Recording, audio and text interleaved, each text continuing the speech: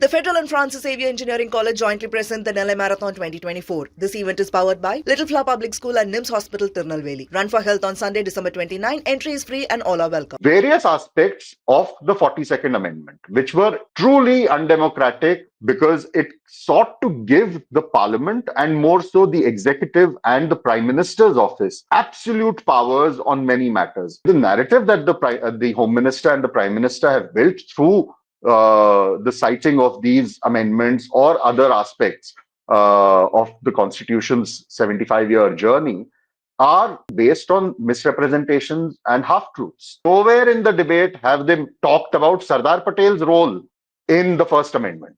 If you look at the data that the National Crime Records Bureau puts out every year on atrocities against scheduled castes, atrocities against scheduled tribes, invariably you will find BJP-ruled states top of the charts. Hello and welcome to the Federal. To talk about the ideological contrasts between Congress and BJP's approaches to constitutional change and their broader political narratives, I have my colleague Puneet with me. Puneet, thank you for joining. My first question to you is the BJP has criticized the first constitutional amendment for curtailing freedom of expression under Nehru's leadership. So, how valid is this critique in the context of the challenges India faced at that time, such as communal tensions and land reform disputes? Yeah, so, Nishad, the thing is, this whole argument which was made by many speakers from the BJP, including the Prime Minister and the Home Minister, during the discussion in Parliament, the 2 days in Lok Sabha, 2 days in Rajya Sabha on the 75 years journey of the Constitution of India, it doesn't really. I mean, the best way to explain this is that it lacks perspective. It relies very heavily on distortion and on a very selective reading of history. Also, a high degree of misrepresentation of facts. Now, the First Amendment, of course, is the one that came in for the maximum amount of criticism by the Prime Minister, the Home Minister, other BJP leaders, along with, of course, the 42nd Amendment. The First Amendment, one of the principal things that was said was that the First Amendment was brought in even before the first general election could happen in 1952, and that it had been less than a year of the adoption, less than a year and a half of the adoption of the Constitution of India in 1950.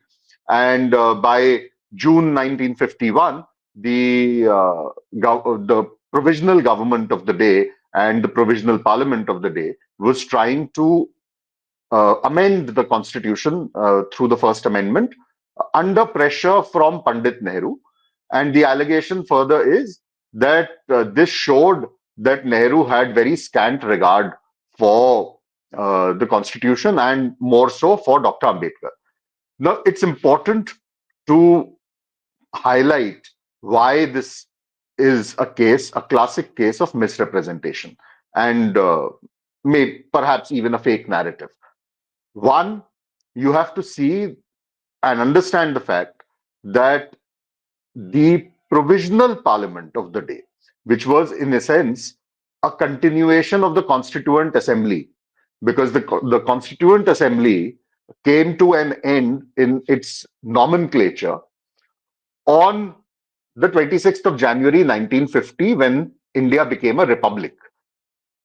And so from the 26th of January 1950 to the first general election in 1952, the Constituent Assembly that was formed in that existed prior to after independence until the adoption of the Constitution acted as the provisional parliament of the day.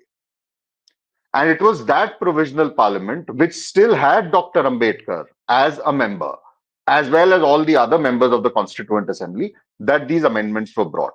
So to say that this was done with in an insult to Dr. Ambedkar and an insult to the Constitution is not accurate, because Dr. Ambedkar's views on the First Amendment would have been on record. Since the other thing that is to be noted here is that the First Amendment went through 16 days of debate in the provisional parliament. Today, you have a situation where bills are passed within a matter of minutes without any discussion or debate. The First Amendment went through 16 days of debate in both houses of parliament. And after a reference to a select committee, another thing that rarely happens or happened in the last 10 years of the Modi government. It went to a select committee, it was scrutinized by a select committee, and then debated for 16 days and passed on the 2nd of June of 1951. Now, what made the First Amendment necessary? There are three broad categories that the First Amendment addressed. The first is the allegation that it curbed freedom of expression. The second is the second and the third strands the BJP hasn't touched upon at all. Because, I mean, if you say that the First Amendment was bad, then you have to describe all three aspects of the First Amendment. What were the second and the third aspects of the First Amendment? The second aspect was it moved for the abolition of the zamindari system. So, essentially, land reforms. And the third was, at that point in time, because the reorganization of states hadn't happened, the states we know today did not exist in this form in 1951. So you had the Madras presidency, the Tamil Nadu of today, more or less. The Madras presidency had tried to bring in a caste-based reservation and promotions and caste in that formula. That reservation had been struck down by the Supreme Court. And it was struck down by saying that it is a violation of the Constitution adopted in 1950 and the principles of equality as enshrined in Article 14 of the Constitution. So the Third Amendment was to enable caste-based reservation. Today, a lot of the BJP allegations and accusations against the Congress are that it's been an anti-reservation party. The First Amendment itself was an affirmation of the Congress for caste-based reservation in that sense. Subsequently, of course, the party slipped on many occasions. But the First Amendment was to allow caste-based reservation. Now, the background to the freedom of speech, the curtailment of freedom of speech is absolutely essential to make. There were two major drivers of that aspect of the amendment. The first was there was a magazine that was published, if my memory serves right, from Bombay called Crossroads. It was a communist magazine, a left-leaning magazine, so to speak. And the second was a magazine called Organizer, which is even today the mouthpiece of the RSS. This was happening in 1950 onwards. The build-up started 1949-50 onwards, wherein the government of the day, under the provisional government under Pandit Nehru, which, by the way, also had Shyama Prasad Mukherjee as a minister at one point in time, the BJP ideologue and BJP icon. Now, that provisional government, for various measures it was taking, was coming under scathing attack in the press, particularly by Crossroads and by Organizer, on different fronts, of course. The Crossroads was criticizing the government on different aspects. Organizer was criticizing it on different aspects. Now, let me remind you, 2nd of June 1951 is when the First Amendment is passed. Almost a year prior to that, in June 1950, there are letters on record. I can quote from them, but it will become too lengthy. 1950 June, Sardar Patel, who the BJP today tries to appropriate, made a very strong, he wrote to Pandit Nehru And he'd mentioned, because by then the Crossroads case and the organizer case were both in the Supreme Court. And there was a very real chance that the curbs that the government was trying to place by banning Crossroads and banning organizer for the kind of comments and commentaries and editorials they were publishing. Mind you, the organizer at that point in time was basically doing what the BJP is doing today, talking about creation of Akhand Bharat, uh, slamming, of course, the partition, but not just slamming the partition, but saying that the entire partition contract should be cancelled and India should make a move to assimilate Pakistan back into its boundaries. And there were naturally references of violence towards Muslims and all of that. And this was at a time when India was, I wouldn't even say healing. It was still, the wounds of partition were still very, very fresh. And so there was a talk of banning the organizer. And of course, there were challenges made to this, quoting the freedom of expression in the Supreme Court. And Sardar Patel wrote to Nehru uh, in June of 1950, saying constitutional amendments are becoming necessary, and we will have to, discuss this matter because it's going to completely demolish the kind of government policy for creation of a stable country and so on and so forth. Now, so that was the background to the curbs on freedom of expression.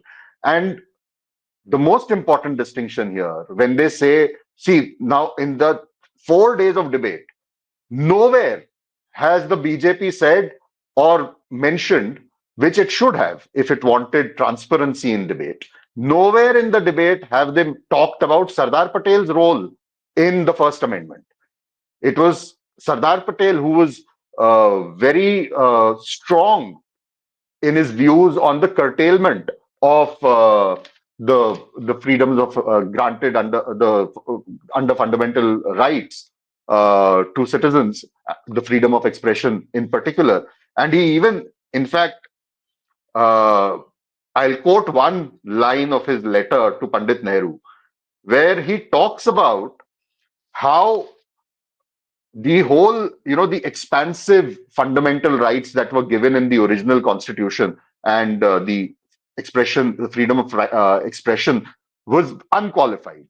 So he says that he says that makes a case, say, for placing curbs on those freedoms by saying that these fundamental rights that were granted because the Constituent Assembly was led by idealistic exuberance.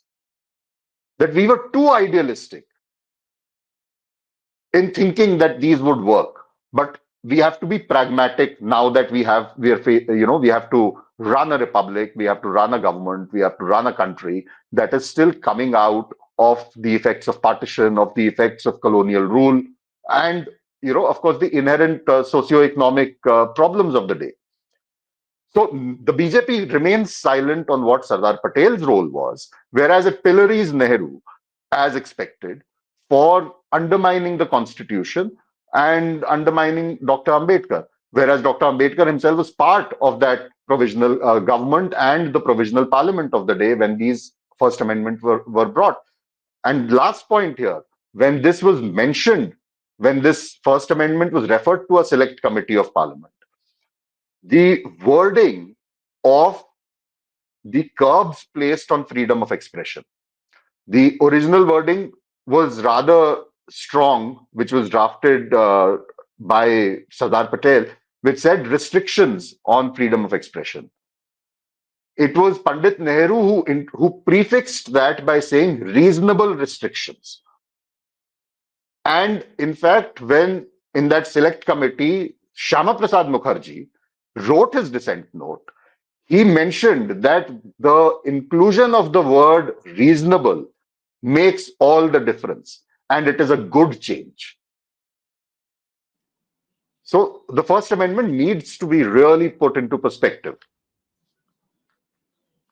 All Yeah. right. Now let's come to the 42nd Amendment. The BJP also heavily criticized the 42nd Amendment for concentrating power and undermining democracy during the emergency. So, how did this amendment fundamentally alter the balance of power, and has its legacy been adequately addressed in subsequent reforms?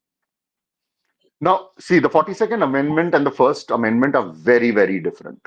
The 42nd Amendment, in many of its aspects, can actually, I mean, the BJP's allegations with regard to the 42nd Amendment, in many aspects, not all again, but in many aspects, definitely hold water.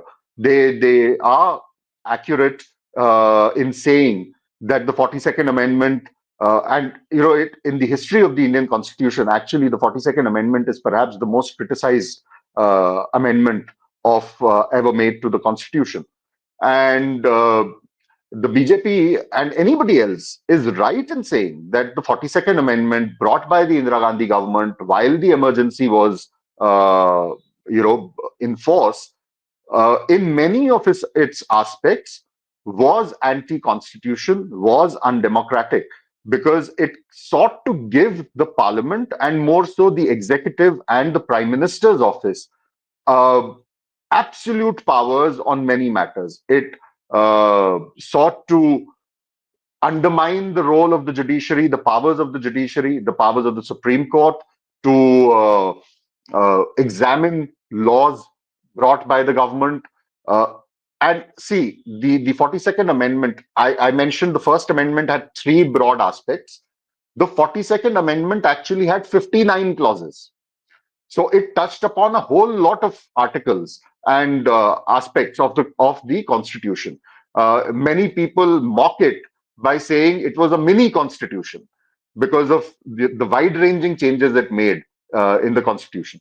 So certainly, certainly, the 42nd Amendment, parts of it were undemocratic. There is no denying that. But there again, what has the BJP picked up to criticize the government, the Congress the most? The BJP has picked up the fact that through the 42nd Amendment, they're not talking about, the 58 other clauses. They're talking largely about the fact that through the 42nd Amendment, the Indira Gandhi government of the day introduced the word socialist and secular in the preamble. And thereby, in doing so, it violated the basic structure doctrine, because the basic structure doctrine draws from the preamble. Now, the problem with that argument is, in fact, after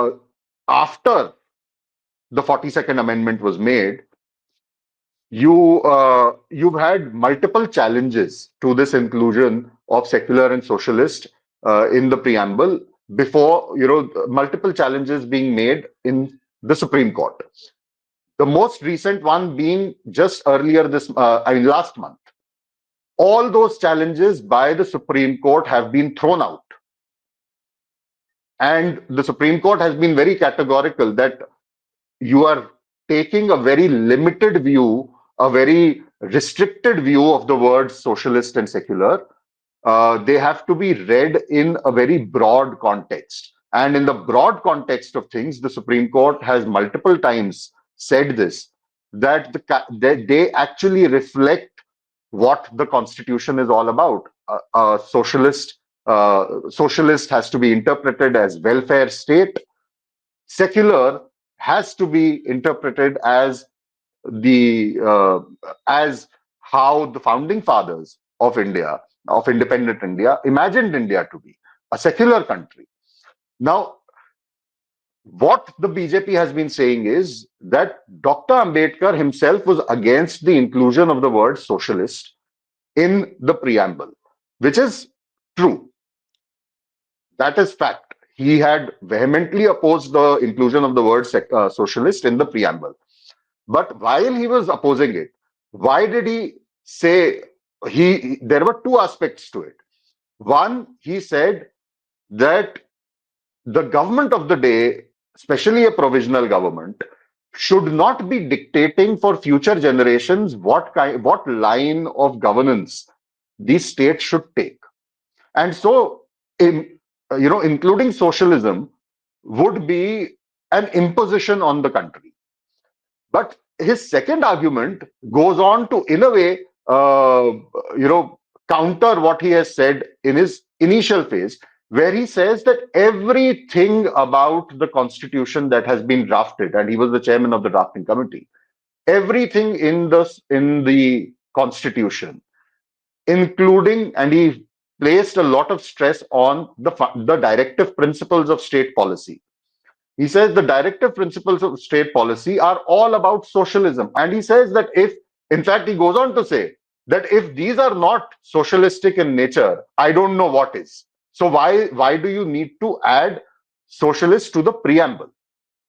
And he says that it is superfluous to add that word there, because by its very nature, the constitution has been drafted in a way that the state has to be a welfare state. And by welfare state, by extension, it is a socialist state.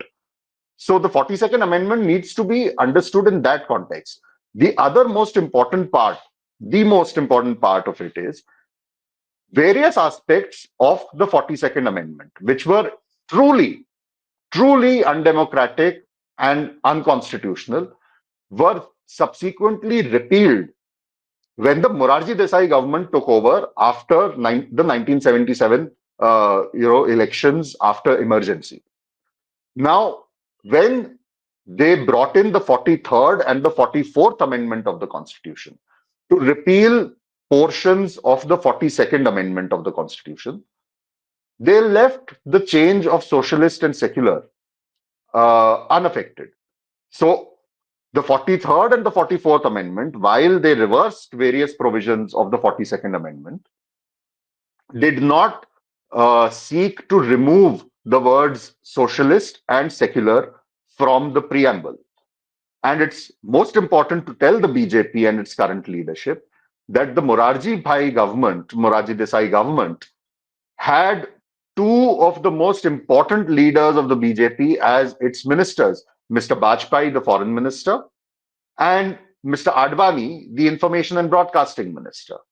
So when they say that the inclusion of the word socialist and secular was anti-constitution and should have never been made, are they also saying that when the 44th Amendment or the 43rd Amendment were made to undo the damage done by the 42nd Amendment, Advani and Vajpayee failed in succeeding fully in undoing that damage, because they left as being, as party to the government, as being ministers in the government, they left those two words in the preamble and did not bother to change it.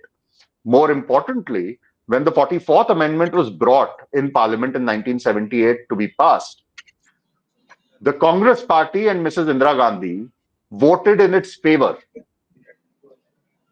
So, in a sense, they voted in favor of an amendment that was brought to nullify changes their own government had made to the constitution, which shows a realization that they had done a mistake, the mistake was being rectified, and they needed to support that rectification. And they voted in favor of those amendments. Subsequently, in 1980, when Mrs. Gandhi became Prime Minister again after the fall of the Morarji government, of the Janta government, in the Minerva Mills case, the Supreme Court declared two more provisions of the 42nd Amendment as being unconstitutional. One was the untrammeled powers that the executive had, the parliament had over the judiciary, and prevented the judiciary from judicial review of government of legislation. That was done away with by the Supreme Court, and then also the Supreme Court in the Minerva case took the view in the 42nd Amendment. The view was that the directive principles of state policy take precedence over fundamental rights. That view was also done away with by the Minerva Mills case of the Supreme Court. Now, Mrs. Gandhi was the Prime Minister. her party was in power and with absolute majority. They could have challenged that judgment. They did not challenge that judgment. They did not seek a review of the judgment, which means they also agreed that we made a mistake with the 42nd Amendment. Those mistakes are now being rectified by way of the 43rd Amendment, the 44th Amendment, the Minerva Mills case. And if those rectifications are being made, let them be made. Let us not stonewall or stall those rectifications. So the BJP needs to keep this in mind too. Okay, so my next question is Amit Shah highlighted differences between Congress and BJP amendments to the Constitution. So, does this contrast actually reflect a genuine ideological differences, or is it more about political narrative building? See, the ideological differences between the two parties are absolutely clear. Everyone knows that they represent two completely opposite ideologies. But here, the case is not of ideological differences. The case is of the kind of narrative that is being built. And the narrative that the Home Minister and the Prime Minister have built through the citing of these amendments or other aspects of the Constitution's 75-year journey are, as I said in the beginning, based on misrepresentations and half truths. So they are more of political narrative, more of political arguments to pillory the Congress, to malign the legacy of India's first Prime Minister, and not based on fact. And I think I would go to the extent of saying that the Prime Minister and the Home Minister are doing grave injustice to the country by misleading the country on something as important and as sacred as the Constitution of India. My last question to you is the BJP claims the Congress used amendments to preserve power, such as through those amendments that we just talked about, especially the 42nd Amendment. While the BJP focuses on empowering citizens, that's what they claim. So, how do you evaluate this narrative, and is it accurate to draw such clear distinction? Certainly not. And here again, I mean, it's more of a political narrative. The I have uh, put, or at least tried to put, the First and the 42nd Amendment in perspective. So that should answer the first part of your question. As far as the other issue is of political, scoring a political point over the Congress or the opposition. See, a lot needs to be understood with regard to the kind of misrepresentation that is being made by the BJP today. And that misrepresentation is not just about the amendments made during Congress government.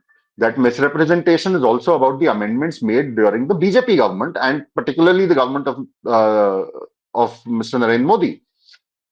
Several, yes, I would say that several of the constitution amendments, at least the four that Mr. Amit Shah outlined to show that his government believes in upholding the soul of the constitution. He quoted four amendments. He quoted the amendment to bring a GST. He quoted the amendment to set up a national commission for backward castes. He quoted the amendment for giving 10% quota for economically weaker sections. These three he quoted, and he largely talked about how these amendments that were brought were in the spirit of you know of respect for the constitution envisioned by Dr. Ambedkar. Now the problem there is, certainly, uh, did the backward castes need a national commission? Yes. Did we need a GST? That's arguable. Perhaps yes, perhaps no. Uh, do EWS require a quota? Again, it is in violation of what Dr. Ambedkar had seen as the purpose of reservation. And that is why it was challenged in the Supreme Court. One of the grounds for the challenge was that it goes against the very principles on which reservations are to be given. But then the Supreme Court upheld those reservations, which is all right. and politically, no political party from the opposition can now take a contrarian view on EWS quota because it will have electoral ramifications. But does the EWS quota, uh, you know, does it justify the reasons on which affirmative action were given in the original constitution? It certainly does not, in my view. And it is also the view of various legal experts, various lawyers, constitution experts, that uh, since it is since the constitution in its original form did not offer the reservations on economic backwardness, but on historic backwardness, on historic oppression, the EWS should have been declared unconstitutional. Nonetheless, fine, the BJP thinks that the GST was an excellent amendment to the constitution, the backward caste commission was all right, the EWS was all right. But the point is, it's one thing to bring these amendments, quite another in terms of what you're doing to the very segments that of population or the country's economy that you were supposed to strengthen through uh, these amendments. The GST has made life difficult for businessmen, particularly the MSMEs, which is a fact. And we should not forget that it was the BJP and the current Prime Minister who fought tooth and nail against the implementation of the GST when the UPA originally came up with the idea. And it's only after they came to power, they brought in GST, and look at the number of times they have had to bring amendments to their own version of the GST, which shows that even they understand there are problems with the GST. On the backward castes and the economically weaker sections, what have you done over the last 11 years to the country's economy to actually improve the lot of the economically weaker sections? Fine, you've given 10% reservation, but then if your economic policy was a solid policy, those 10% economically weaker sections would have had far more avenues for uplifting their state than just the avenue of a quota. As far as the backward castes are concerned, and I would like to add the Dalits and the tribals to it, we all know the atrocities that these communities, along with the minorities, have faced under BJP governments. If you look at the data that the National Crime Records Bureau puts out every year on atrocities against scheduled castes, atrocities against scheduled tribes, invariably you will find BJP ruled states top of the charts. So fine, your amendments may be in the spirit of strengthening them, but your own political praxis is uh, is something that runs completely counter to your claims.